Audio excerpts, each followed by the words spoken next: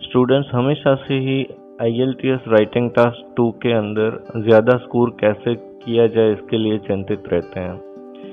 उसकी इस चिंता को दूर करने के लिए IELTS बैंड डिस्क्रिप्टर को स्टडी किया जाता है, जो कि कैम्ब्रिज यूनिवर्सिटी ने पब्लिक वर्जन पब्लिश किया है, जो हर किसी वेबसाइट के ऊपर मिल जाता है।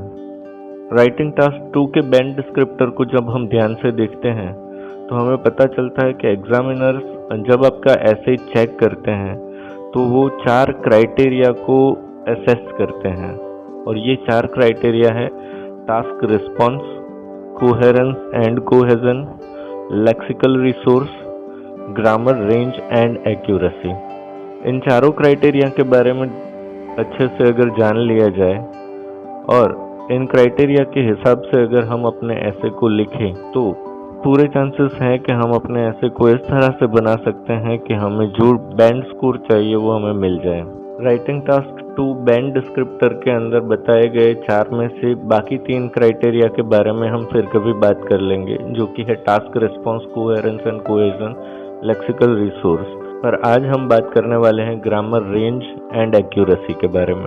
ज़्यादातर आपने भी देखा होगा कि जब भी आप एक ऐसे चेक करवाते हैं किसी ट्यूटर से या किसी फैकल्टी से, तो ऐसे के अंदर जनरली चेक करके वो लोग जो देते हैं वो ग्रामर एक्यूरेसी के बारे में रहता है, स्पेलिंग एरर्स के बारे में रहता है, रिपीटेशन या सेंटेंस स्ट्रक्चर के बारे में बताया जाता है, वर्ब टेंस के अंदर क्या प्रॉब्लम्स हैं उनके बारे में बताया जाता है, सब्जेक्ट वर्ब एग्रीमेंट और ग्रामर के जो दूसरे मुद्दे हैं उनमें क्या आपकी गलतियां हुई है वो हाईलाइट करके आपको दिखाया जाता है। पर ग्रामर रेंज एंड एक्यूरेसी को अगर हम ध्यान से पढ़ें तो इसमें हमें पता चलता है कि 2 भाग होते हैं। एक होता है ग्रामर रेंज और दूसरा होता है ग्रामर एक्यूरेसी। तो आज हम इसी पार्ट को थोड़ा सा डिटेल में समझने की कोशिश करेंगे और हम ये कोशिश करेंगे कि कैसे इन दोनों हिस्सों को अच्छे से समझा जाए और कैसे उनको लिखा जाए जिससे कि हम ज़्यादा स्कोर कर पाए। तो बैंड डिस्क्रिप्टर का जो पब्लिक वर्जन है उसमें ग्रामर रेंज एंड एक्यूरेसी में वैसे तो आपको स्कोर्स जो है वो 1 से शुरू होते हुए मिलते हैं, 1, 2, 3, 4, 5 ये सारे बैंड्स बताए हैं, पर हम कोई 5 बैंड्स तो लाना चाहते नहीं हैं। तो यहाँ पे मैंने दिखाया हुआ है बैंड 6 एंड अबोव स्कोर के लिए ग्रामर रेंज एंड एक्यूरेसी के अंदर एग्जामिनर्स की क्या रिक्वायरमेंट रहती है या फिर बैंड डिस्क्रिप्टर हमें क्या कहता है। बैंड 6 को अगर ध्यान से देखें तो ये बताता है कि if the candidate is writing an essay and he uses a mix of simple and complex sentence forms और he makes some errors in grammar and punctuation but they rarely reduce the communication, then he can get 6 bands. If he uses a variety of complex structures, if he produces frequent error-free sentences, and if he has good control of grammar and punctuation but may make a few errors, then he may get 7 bands.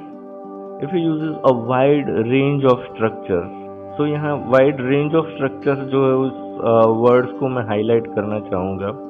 If the majority of sentences written by him are error free, if he makes only very occasional errors और inappropriacies, then he is at band 8. If he uses wide range of structures with full flexibility and accuracy, rare minor errors occur only as slips, so he is at band 9.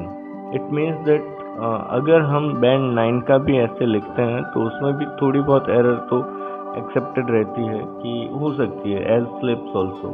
यहाँ पे जो बार बार एक बात हमारे सामने आती है वो ये है कि इसमें लिखा हुआ है कि uses wide range of structures with full flexibility, range of grammatical structures, range of complex structures and range of sentence structures.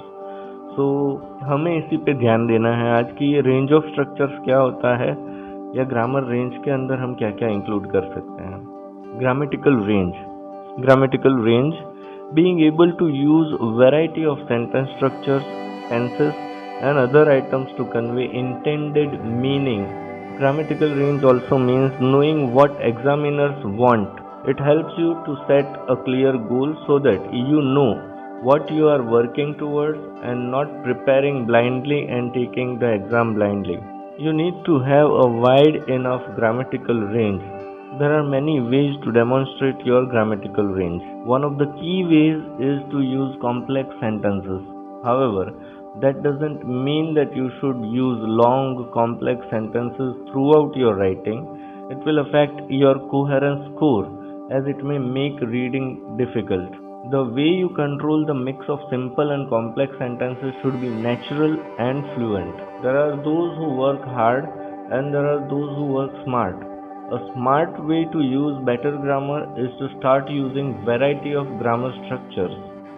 For better score in your IELTS Task 2 essay, include the grammar structures mentioned here. So grammatical range को show करने के लिए मैं आपको suggest करना चाहता हूँ कि आपके हर ऐसे के अंदर 3 से 4 कॉम्प्लेक्स कंपाउंड या कॉम्प्लेक्स कंपाउंड सेंटेंसेस को इंक्लूड करें।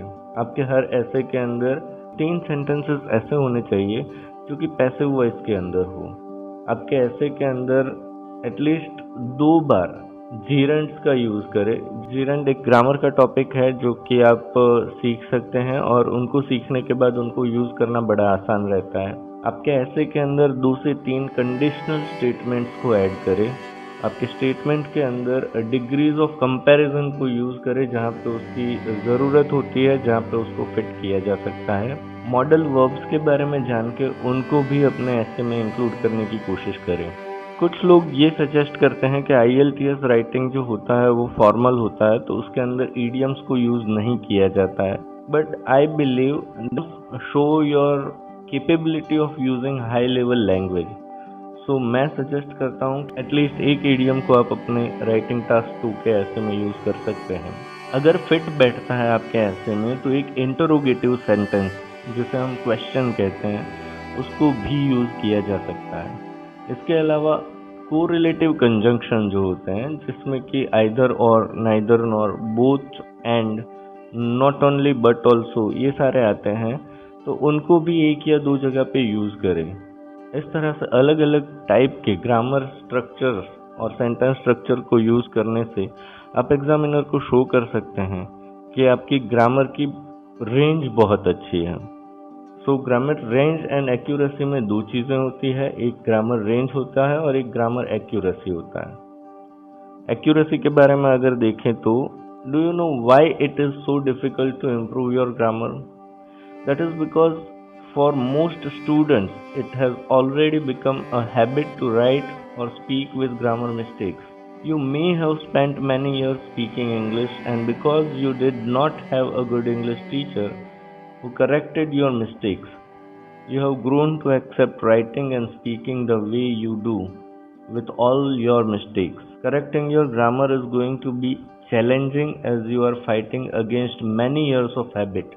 But for many of you, it is necessary that you work on your grammar if you want to pass your IELTS exam.